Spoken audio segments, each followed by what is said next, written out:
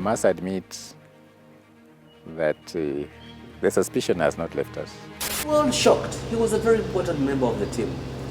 And he had built very good rapprochement with our leader of the opposition, Kibaki. There was tension. One time the grave, people started digging the grave. Said the body is not living. Anakuja kufika na anaanguka. There was this issue contest between my father and the late Wamalwa Kijana, the vice president. And at the end of the mass, he came to me and he said, what should I do for Christmas? I said, you open you make peace with Kapten. And when he went up, Kapten was dead. At 53, George Kapten was a politician whose star was rising, shining bright and destined for greatness, as many thought. Born and raised in Bokoli in what was then Bungoma Central, present-day Webuye West, Kapten made his first bid for a parliamentary seat in 1983 when he contested the Bungoma Central seat. He tried again in 1988 but did not succeed either time. He then followed Pius Masinde Muliro to Trans Nzoia. When the Kitale East and Kitale West constituencies were split into three, yielding Charangani, Saboti and Kwanza, he contested the latter in 1992 inaugural multi-party elections on the Ford Kenya ticket and won. He successfully defended his seat in the 1997 general election and was serving his second term when he died in his sleep on Christmas Day 1999.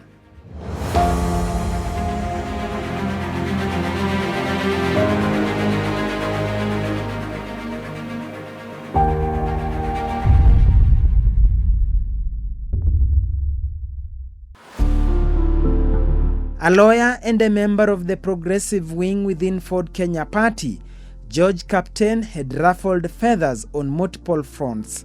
He was at loggerheads with both the ruling KANU government and his party boss and neighbor from Saboti constituency, Member of Parliament Michael Wamalwa Kijana. A year before his death, Kapten had survived an assassination attempt. On Sunday, 24th May 1998, a major political rally he had organized at Sabwani Primary School in his Kwanza constituency came under vicious attack. About 30 members of parliament drawn from opposition parties, DP, Ford Kenya and some KANU rebels had gathered for an inter-party political rally led by official opposition leader at the time, Mwai Kibaki.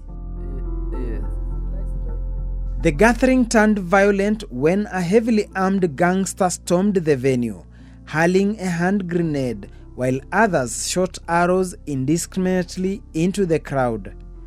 The chaos left one attacker dead, killed by the crowd, and several others injured. The incident triggered a national outrage against the government, which many accused of sponsoring the violence. Ford Kenya's top leadership also raised objections, questioning why Kapten had invited official opposition leader Kibaki to the rally. George was very close to Kibaki. And there was a time Kibaki came to Kitale.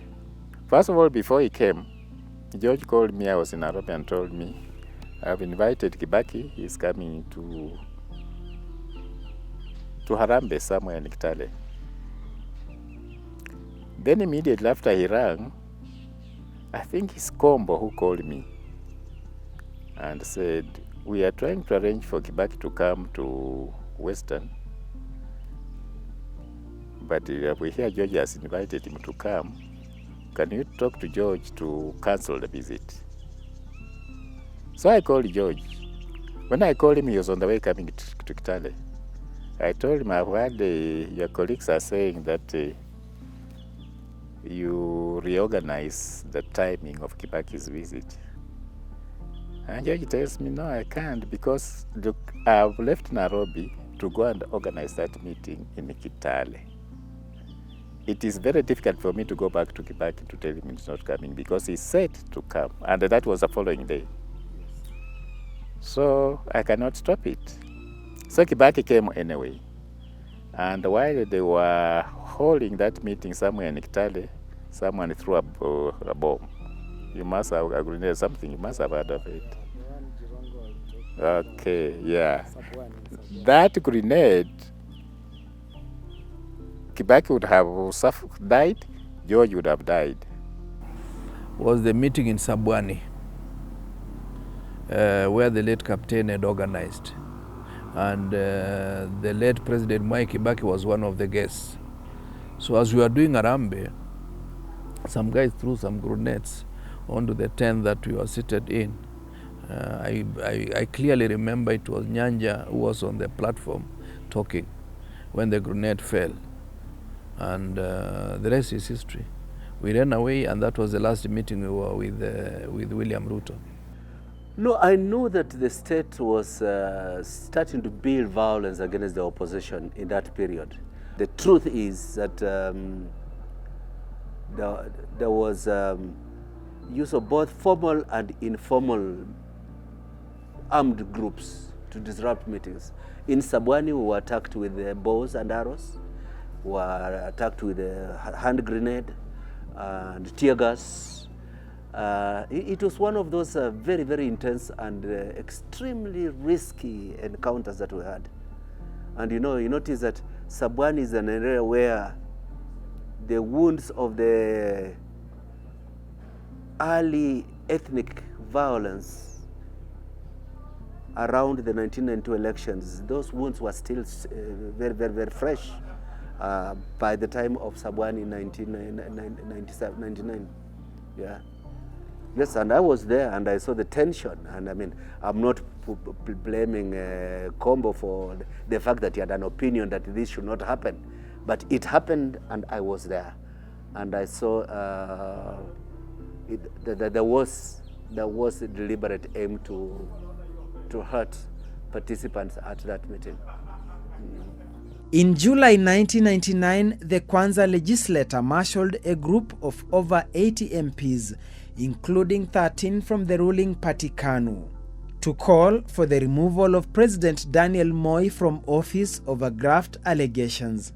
Kapten then gave what was widely described as an explosive interview to Finance magazine, castigating the government's deportation of Kenya duty-free owner Ali Ibrahim Nasir, who held letters allegedly implicating Moi and other senior officials in the multi-billion shilling Goldenberg scam. The state moved swiftly against the fiery MP. In August of the same year, 18 officers from the dreaded flying squad, dispatched from Nairobi and assisted by Trans Nzoia CID boss Peter Ohanyo, raided his Milimani home in Kitale at 11 a.m. Authorities charged him in September with defamation of a public official and again in November with subversion, following his comments on Goldenberg and remarks deemed disrespectful to the president. Well, that was one. But the other thing he said that I think infuriated me was like when he was campaigning. He said something like, Trans Nzoia is a cosmopolitan area. We've got all the tribes. So even the tribes which have got a Moi, we want to continue living in peace after Moi. And that was totally misinterpreted. So that one, then there was that Goldenberg, that is the thing that you sent him all downhill. Respect is not a statutory obligation. I mean, the thing is, it was just a mark of those days. We went through a very turbulent intimidation and frustration during that whole period. And I was arrested attending a Catholic church service in my constituency and driven across and kept overnight in a police station in Kericho, then charged in a court in Kisii for the crime of holding an illegal assembly. The illegal assembly was a service in a Catholic church. So, I mean, it's pitiable the kind of excuses they had. The most important thing was to try to frustrate us. That's what they were doing to him. When I was released in Kisii, there was no case, but I was ordered to appear before a magistrate in Kisii every Monday morning. And you can see my constituency and my workplace and Kisii, just the inconvenience. And at that time, a member of parliament salary was like 25,000 shillings a month. So even just the cost of compliance was very punitive and prohibitive. And it's a similar thing that they were doing to all of us. It's not just one case. And that's the situation in which the captain was being charged with not respecting a head of state. And there's no law that you must respect a bad head of state. Yeah. Moi came to Eritrea. And while we were having breakfast, he looks at me and says, Balozi, tell your he used the word Swahili, I think. Tell your brother, something like that, to be careful of what he says. And I assumed that golden back and that Kitale thing had come up. So I told him, Your Excellency, yes, I've already have got to leave. I'll be going home to talk to my brother about about what you have said. And we ended up like that. But then, what shocked me, I thought it was saying in passing, what shocked me was when driving, we were going to the palace. One of the security man asked me, he says, does Captain have a family? I said, yes. A wife and children? I said, yes. I mean, I thought it was, and it could have been. But reflecting much, much later, at that stage, I had not known that George had been arrested. But you never got an opportunity to talk to your brother what Moi had told you? I didn't talk to him because immediately after that, I think I got my marching orders. Even as the lawmaker battled government machinery on one front, he was fighting another war within his own party, Ford Kenya. Kapten and his Kimilili counterpart, Dr. Muhisa Kitui, were said to enjoy close ties with official opposition leader Mwai Kibaki, a relationship that had strained their standing with party leader Michael Wamalwa. And Wamalwa was like our kingpin in Trans Nzoia. So there was talk about which lawyer to work with from the east. And some people, of course, Wamalwa was ahead of us, head and shoulder above the rest of us. But also Dr. Kapten, the late Kapten had appeared as somebody progressive and somebody who could occupy a certain space within the leadership of Fort Kenya. But of course, you remember the late Kapten, in terms of politics, was junior to Wamalwa. So these are some of the nuances that really I did not engage deeply to know. But what I knew was siblings rivalry.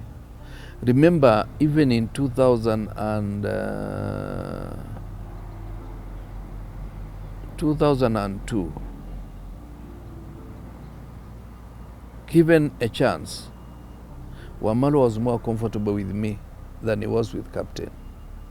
The politics at the time, even may have to put it in context. I think there was this issue contest between my father and the late Wamalwa Kijana, the vice president.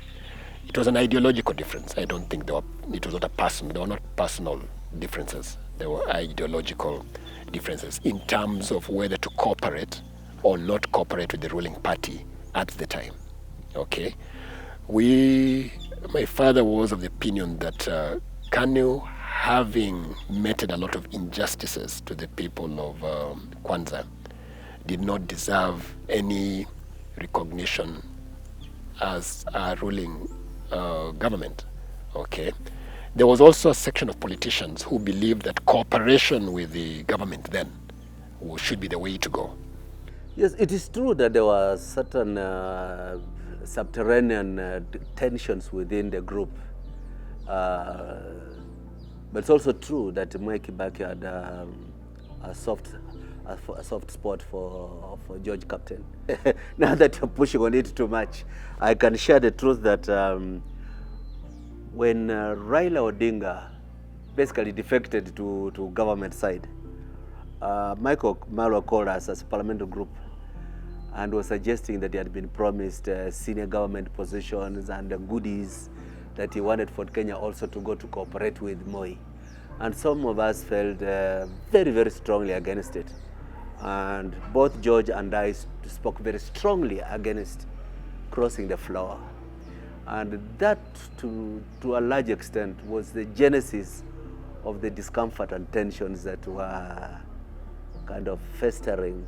It was our very, very strong opposition to crossing the floor to be on the government side. And Kibaki, Moi had told Wamalwa that he could make him vice president. And they said, but Raila has many more MPs than you. He's being given the Ministry of Energy, Ministry of Works. How can you, with fewer MPs, be given the vice presidency? This is a false trap that is being laid there.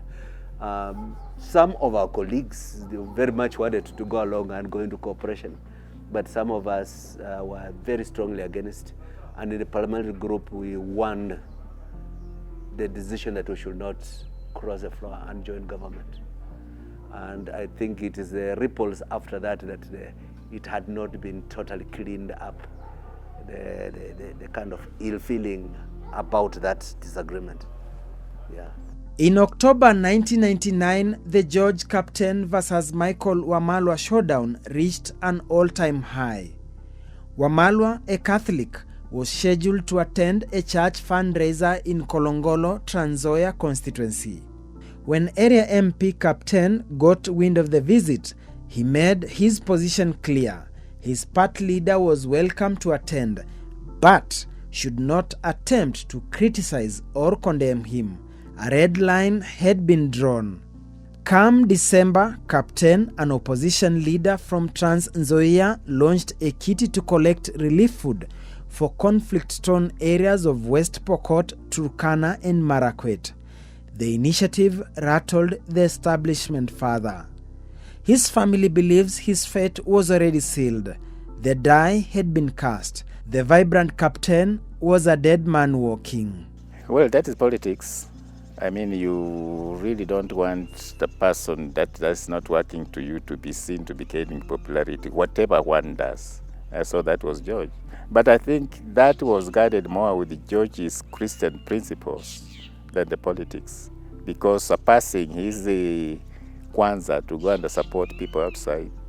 And actually you should see the crowds that used to come to George's residence. They were from all over, and he received them just like anybody else. And I think that counted. Yes, he was a very vocal politician in view of of the injustices that were being meted to the people at that time. So he stood forthright as somebody who was courageous to point out the injustices. For example, land grabbing, the land clashes of 1992, which were also meted to the people in the Kwanza area. So in Parliament, he actually stood to protect the common mwananchi. You know, George was in Kitale one time. He was campaigning at Lugari. Dropped some statement which the administration was not very happy with. And there is this thing they call the flying squad, was sent all the way from Nairobi to come and pick George. He was detained for some time, then brought to court. I think he was there 3-4 days or something like that. And when he came from court, he was coughing quite badly. That was long before. Now, sometimes you look at it and wonder no evidence. But you look at it and wonder, this salesman who was detained, did anything happen? Or it is a natural thing? So that is the only suspicion that came up. On Friday, 24th December 1999, Kapten attended a funeral of a constituent at Falkland area, Namanjalala, when something bizarre happened. Tulipofika hapo, kuna mzee Kiweta anaitwa Peter. Alijifanya mwenda simu. Wewe Kapten, wewe uko na kufa wewe. Hata mkaza wa ile akasema hii mtu kichwa imeruka. Wakasema toe anampeleka anarudi hata bana. Wewe uko na kufa. Uko na wawa. Sasa we didn't know anything. So wakati vijana walishika yeye kijana wakamsukuma kwa wakampeleka huko. Tukafanya matanga tukamaliza. Na kusema mmoja akaleta soda Kapten akunywe. Ilikuwa Sprite. Mheshimiwa akamwambia mzee, wewe unajua kibukusu. Ukienda matanga poko usike mtu malise ndio kule. Lakini misa ndiye inaendelea ati mimi kunywa soda. Kibukusu hawezi akakataa. Hata akakunywa soda nikasema huyu mzee ndiye aliua. So wakati tumaliza matanga tukaondoka. Wakati tunaondoka kuja kwangu kwa lami, Mheshimiwa nao kisema anarudi kwa matanga. Na sisi tukakuja kwa hii shamba. After the funeral, the MP visited his farm to check on a few issues with his farm manager. Aids in tow. Alawa alikuwa malisa, tukaenda kwa mahali iko mbuzi. Na akaita manager. Nataka mbuzi 2 tutaweka kwa pick up. Na hii ng'ombe kandume pick up leo jioni iende poko. Christmas nitakulia wakoli. Na sisi nazo watu watatu akatupea mbuzi ndume. Alikuwa amepewa sawadi kule West Pokot. Hadi yani yeye ni mkulia Christmas ke. From his farm, he retreated to his Milimani home less than 15 kilometers away. That evening, he hosted a Christmas Eve party to celebrate with some close family members, since the following day, he would be celebrating Christmas with his extended family. After merrymaking, he retired to bed, never to wake up again. He died on Christmas Day, in his sleep, in his bedroom, in his home. On the night of 24th December, as it usually was the case, we had invited our cousins, the descendants in the home just to celebrate. Yeah, and we had a very jovial celebration, as it was all the time. Of course, he retired to bed. Everybody went home. Those who went home, went home. Those who stayed on, stayed on. And 25th December, of course, we prepared to go to church. Okay. And because there were very many of us, we had many of our cousins in the home that time, I assigned myself the responsibility to drop my cousins to church.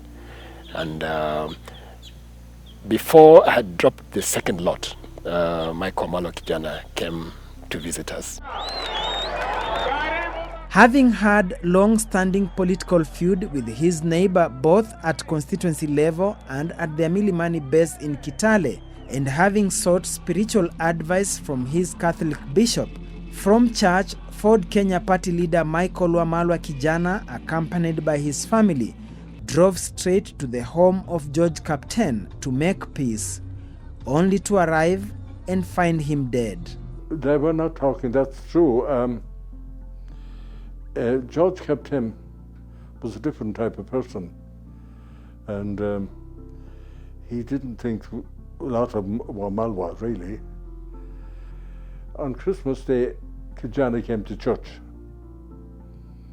and at the end of the Mass he came to me and he said, what should I do for Christmas? I said, you go up and you make peace with Kapten. And when he went up, Kapten was dead in the bed. Just as I was driving into the gate, I met the Leicester Valley president also driving out of the gate. And our eyes met just at the gate, and his first words were, your father looks very ill. Okay? which of course disturbed. And I quickly drove into the compound, and I found my mother crying outside. And her first words were, "Your father is dead," and I did not know who has killed him. A shell-shocked and shaken Wamalo, who had gone to make peace with his political friend, swiftly left after his peace mission turned tragic.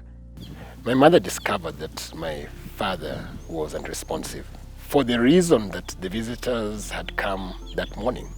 Okay, we had visitors, the late vice president and his family had come to say jambo on a Christmas day. I mean, as on their way home. So my mother then was to go and tell my father that we have visitors this morning, who would come as a surprise, and to come and say hello to them. And it's at that point that he found my father unresponsive. Of course, when I went into the bedroom, he was unresponsive, and I did not know exactly whether he was still warm though, unresponsive, still warm. And the first thing for me to do, of course, was to secure the area. Okay. The shocking death triggered controversies and theories. How, who, and why? Wamalwa's visit that morning became a subject of debate. Some asking why he visited that early and the coincidence, but to others it was simply the shock. He said he had met Crowley, and Crowley told him that he should not start the year before making up with George Kapten. And Wamala that morning decided, out of his own will, to visit Kapten. I believe him. I believe that the suggestion from Father Crowley contributed to his wanting to visit it. But by the way, I don't think there was very serious difference between Kapten and Wamalwa. I believed, and I still believe, that it was pure coincidence that when Mike was coming to make his peace with George, and I knew that they had some tensions, some frictions, that it was on the same day that he found that George had passed on. I believe it was pure coincidence. I do not attribute to Michael Malo any foul play. So wakati asubuhi saa 12 tukaenda huko kuchinja mbuzi yetu, tukaona nyama. Mtu penalty mwezetu baada unakuta anakuja kuchukua nyama. Anakuja na kufika na anaanguka. Sasa kwa mimi nilikuwa nakaona nyama na Kapten amekufa. Sisi hatuko, lakini wakati alianguka na dia na wakati aliamuka tena anaenda. Sisi tuwache nyama hapo. Mimi niliona kupanda gari sitafika haraka. Nienda by foot na kukimbia. Kufika kwa poma mkweli, nikaona watu wamejaa. Na nikaenda kwa Petro nikakuta mheshimiwa amelala. Kweli amelala. Kutoka nje kupiga nduru, DC amesimama hapo, mheshimiwa nao kisha akitoa amesimama kando. Kama mimi nimekuja simulitaka mlisema mnaua, kumbe mmeua. DC hakunijibu. Lakini kaniambia wacha nipige DC ngumi, wanipige bunduki nifuate yeye. Nilipiga DC ngumi, lakini DC alikuwa anafanya tu hivi. Na mpika ngumi anafanya tu hivi, na maaskari nao wamezingira tu, yani wanataka amrushe wanipige, lakini hawakuamrushia. On 25th, we were supposed to have this reunion at my sister in Kitale. So we packed things, we got ready. I went and I stopped at Kimilili for a little while. Then I saw my son driving his Mercedes. And he came very furiously to me. He says, "Daddy, let's go to Kitale." So I said, "What has happened?" First I was surprised that he was driving his car. And he said, "Uncle is dead." Phew. I didn't even know I was at home. It is the Honorable John Sambu who appeared almost at this time with Kipkorir Menjo, and we sat, and I could see, you know how people, they fear death. Then I could see, he told me, "We've lost a Kapten." I didn't know, because you see, it happened in the morning, I'm at home, no communication. And on Christmas Day, drove from Nairobi home. And as I was driving to get home, I get this message that George has passed on. So I dropped my family at my home and went to his compound. And there was a lot of commotion, and people really, very much shocked, but also confusion about what should be the next steps. Kapten's death sent shockwaves from Kitale across the country. People reeled in disbelief at the sudden loss of the outspoken opposition MP. Many cried foul, mindful that just months earlier he had run-ins with authorities and was openly a marked man. His furious supporters immediately placed his body under guard.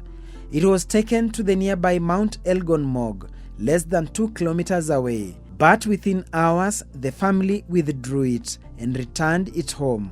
Driver anaenda tu polepole, sisi wenyewe tunakati mpaka Mount Elgon mortuary. Tulikaa huko, tulisema tu watu wakanwa wakicha hapa wataiwa mwili waende wafanye visarakazi sawa, na tukaongoja mpaka saa 4. Mheshimiwa Muhisa na wenzake walipokuja, vile tuliona Muhisa na Orengo ako na raida kwa gari, sisi ndio tuliweka wakaenda Nairobi. After arrived, the family organized to now bring the body back from Mount Elgon to the homestead, and I only took over from the homestead. I did not go to collect from the Mount Elgon, but I knew that they had not been comfortable about there, or even the integrity of the body, or any possibility that somebody might interfere with the body before a postmortem had been done. And partly there wasn't too much goodwill between George and some of his colleagues, so that they were not engaging constructively in what should be the next steps, what to do with him, and whether to take him to an autopsy in that area, or how to get him to Nairobi. We wanted a proper autopsy like at Lee Funeral Home. Owing to the prevailing deep suspicions, Muhisa Kitui, who had driven his family from Malindi to his Kimilili home and had barely sat down when he drove to Kapten's Kitale home, was handed the responsibility alongside his Ugenya counterpart James Orengo to deliver the body in Nairobi clandestinely that night to shake off angry supporters who were keen on clinging to the body. I just went and took some 2 hours sleep, and I was woken up, and so they drove in a chase car following me, but I drove myself with the George's remains alone in my Nissan Patrol, and by about 5 o'clock in the morning we arrived at Lee Funeral Home. There had been offers from the government to transport the body by chopper, which I turned down because my father was associated with the government at the time, and we told them it didn't matter how long we took on the road, my father will still get to the morgue in Nairobi. And so, for 5 hours, in pitch darkness, the Kimilili Member of Parliament drove through the entire night alone, with the body of a fallen comrade, a man with whom he had built close ties, a man they had perhaps shared many rides together, but this time the journey was different. He was carrying a dead friend. I was emotional, but I knew that I was executing a responsibility. I had not slept enough. I had been driving from Malindi with a very little stop in Nairobi, from Malindi to my home, and then I'm now driving back to Nairobi. That's a long drive. But I knew I needed to be careful. I knew I had a social responsibility that reduced chances of something untoward happening. Yeah, and that was okay. No.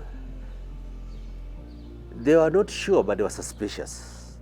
And that's why they said, it would be important, without allowing any contamination, that his body be taken to a place where we can have a post-mortem with a pathologist that we can trust. Yeah? And that's why they trusted that nothing untoward will happen to his body when it's in my custody. When family members discovered Kapten dead in his bedroom, they found medicine and a bottle of a drink beside his bed, remnants of the previous night's Christmas Eve celebrations at his homestead. 3 pathologists conducted the autopsy. Government Chief Pathologist Dr. Alex Kirasi Olumbe led the process, with Professor Agri Nyong'o representing the family, in the presence of family doctors Dr. Richard Baraza and Dr. Sam Wanjala. Ugenya Member of Parliament James Orengo served as the family's lawyer. The issue of meds being found beside the bed is quite normal. I'm sure if you went even to my bedroom, you'll find some meds, painkillers or something like that, you know. So as to, yes, there were meds that were found across on his bed, and that's why we actually had to do a toxicological examination. Yeah. Because when we went for the post-mortem, we were focusing on the immediate. So they looked at it and say, well, it looked like a drug he had taken that perhaps may have brought up that. I must admit that the suspicion has not left us that anything could have happened. When autopsy results were out, the family rejected them in totality, owing to the fact that pathologists issued conflicting results. Chief Government Pathologist Dr. Kirasi Olumbe stated that he died of heart attack triggered by coronary artery disease he suffered from, while family pathologist Professor Agri Nyong'o declared Kapten succumbed to pulmonary failure caused by congestion of fluid in the lungs, perhaps due to electric failure of the heart. The test from South Africa had indicated the presence of Halfan anti-malaria drug in Kapten's body. Well, the toxicology, they say, both of them say that my father died of a heart attack. Okay, now in terms of what caused that heart attack, maybe it's probably on medical, whatever. Yes. I know that there was a varying opinion from South Africa, from the one that was presented by the government pathologist, but I did not get into finger pointing about who is right and who is wrong. I refuse to engage at that level. Dissatisfied with autopsy results, the family pushed back, and Parliament responded by forming a select committee. An inquest was established. Government Chief Pathologist Dr. Olumbe considered that Halfan, a malaria drug found beside Kapten's bed, was a dangerous prescription for anyone with high blood pressure. He stated that patients should not take the drug with food and should not combine it with other medications likely to interfere with the body's balance, such as antidepressants. There was an inquest and I was called to be a witness. Why did I send him up? Did I know he was dead? I didn't know he was dead. After conducting the autopsy at Lee Funeral Home and funeral service at the All Saints Cathedral, Kapten's body was flown to Kitale into yet another controversy. Firstly, the Kitale Municipal Council rejected a request by the family to allow him be buried at his Milimani home. Secondly, whereas his nuclear family, with backing of constituents, wanted him buried in his Kwanza constituency, Kapten's Vatilu clan, with support of Sirisia MP John Munyasia, refused, insisting Bokoli, his ancestral home, will be his final resting place. When the body was taken to his Milimani house for viewing, infuriated supporters surrounded the home, blocking the gate with tens of boda bicycles, preventing the body from leaving for Bokoli, a standoff that lasted for hours on end. Almost 8 hours. I mean, that was a standoff. And you saw in between that there was that standoff. The body could not leave. The body had arrived, the body could not leave, and that standoff kept on. So it is at that particular time that we were trying to negotiate, and the public was just really making its feelings known. Okay, we want George buried in Kwanza. Okay, it did not matter. In fact, at one time the grave, people started digging the grave, so the body is not living. When we left Nairobi, coming straight to Kitale, I believed we were going to bury George in Kitale. Before we left, I made a trip here. I came to meet my clan and I told him my position. Of course, the clan's position was very strong. We have to bury George here because this is his home. I told him this is fine, but George has sort of moved from where he's in Kitale. He has got a plot in Kitale, he has got a house in Kitale, and that is his home. That was my position. The clan said no. Sisi kama watu wa kwanza plus Trans Nzoia tukasema lazima tufanye nini? George ashiko wapi? Kwanza. Ndani hapa. Safari yote ilikuwa kwanza. Na tukasikia kwamba the government the government of that time kwa nasema ya Hamutu hawapeleka wapi? Bokoli. Ya Hamutu. Yaani watu supporters ya the late president Moi watu yake kwa nasema ya Hamutu haende Bongo. Basi. Yule kasema lazima ashiko wapi? Hapa. This group of the young men said George tried to contest twice in Bungoma. You rejected him. He came here. We love him. He's doing exactly what we want him to do. He's a man of the people. We cannot let him go. That was the Kitale politicians, okay? Now the politicians in Kitale said, yes, he can be buried here so long as he can be buried on the farm. And that is when I made that decision. I said no. Hii tukaita vijana kama namna hiyo, hii mzee wacha wapange, lakini tutachukua tu mwili hapo tuende tusike.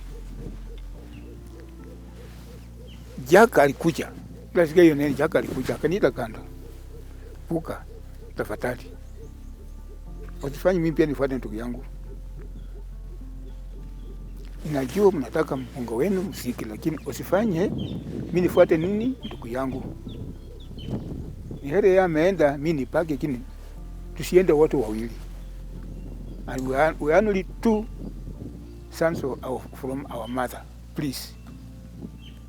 Sasa niita mimi ndio ringleader, na amevaa sweta ile nyekundu ya samani. Kitu ikaniambia ya kwamba George was a lawyer na familia is bigger than a friend. Kama tu wewe umetengeneza meza ya kuweka tupepe tupite matisa na mnai paka hapa. Na tunafika na tunasika. Lakini huyo vile alituambia nikajua kuna muda amemfinya kwamba if you allow your brother asiko Bokoli, wewe pia unakufa. Sasa tunaona gamba mwenzangu tafadhali. Ngoja Jaka baki. Kulingana vile ameniambia, tukilazimisha aidha tutalazimishwa na tutasika. Tutafika huko tupige madia gas na uchukue na hata wengine tutawawa. Sawa, hii kifo labda inaonekana si kifo yake. Ni kifo ya maadui. Hiyo wenzangu wakasikia. Bure kama sio Jaka.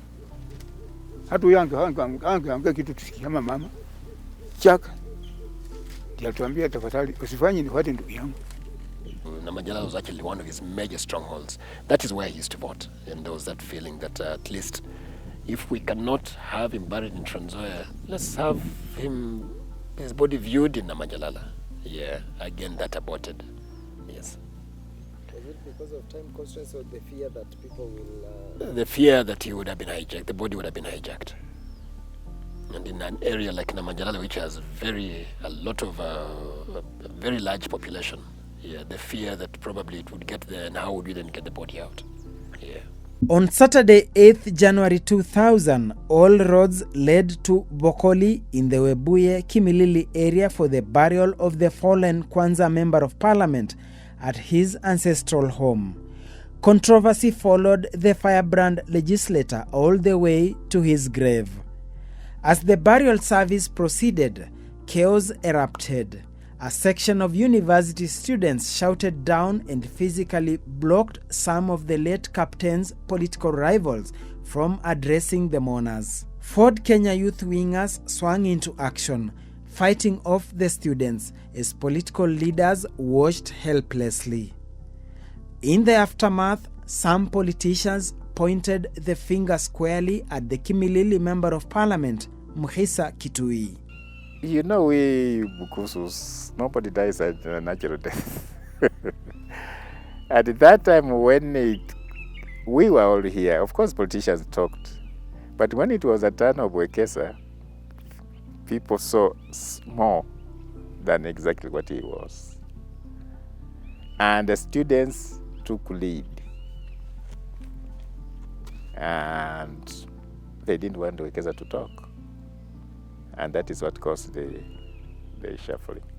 Yes, I knew and I heard people say that at the faction, but like I told you, I've always elevated myself beyond a certain level of pettiness.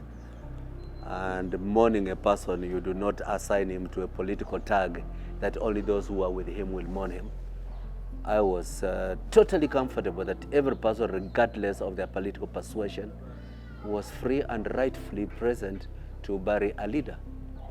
George Kapten died at the age of 53. His firstborn son Philip, now also 53, has carefully preserved copies of newspapers and other political memorabilia documenting his late father's story. Most of them chronicle events from the day his father was found dead to the day he was buried, 27 years ago. Philip currently serves as a chief officer in the Trans Nzoia County government. He is also pursuing law studies, just like his father, as he sets his sights on a future in politics.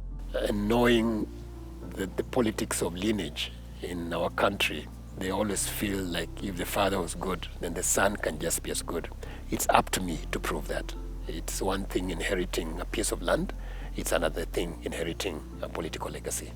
My job is to make sure that I uphold the integrity of my father and to live by the values that he bestowed so that I can be able to serve the people of Trans Nzoia in a manner that my father would have been found befitting. My father had his own shoes. I also have my own shoes.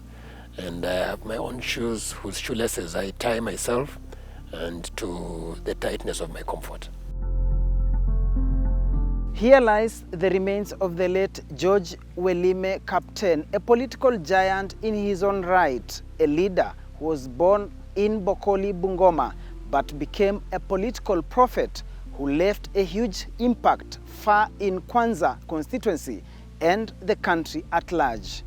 Duncan Haimba for NTV in Bokoli, Bungoma County.